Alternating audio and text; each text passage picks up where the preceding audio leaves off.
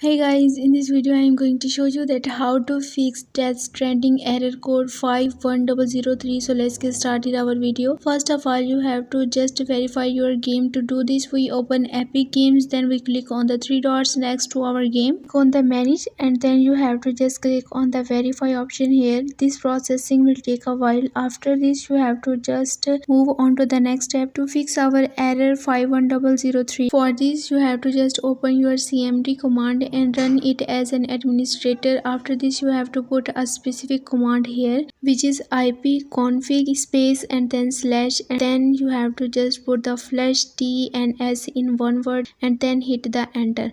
After doing so, you have to just put another command here like net sh and then space and then winsock, then space again and then reset and then hit the enter again. After doing so, you have to put the third command as well, which is net sh and then space and int then space ip then space and reset and hit the enter. After doing the same process, you have to just restart your PC or laptop, and after this process your problem will be resolved. If not, then you have to just move on to the next step. You have to just open the control panel in your PC or laptop, and then you have to just click on the network and the internet option here, and now click on the network and the sharing center here. After this, a new page will be open for you. You have to just click on your internet connection and click on the properties option here, and a new pop-up will be open for you. You have to just click on the fourth option here, which is internet protocol version 4. Just double click on this option and again a new pop-up will be open for you. You have to just click on the use the following DNS server address and put here the address 8888 and then again 88 and 44 and then press OK. After changing your DNS address, you can check if the problem is solved or not. If mind one thing that this problem is due to the density of the Death Stranding server. As you know, Epic Games recently gifted Death Stranding.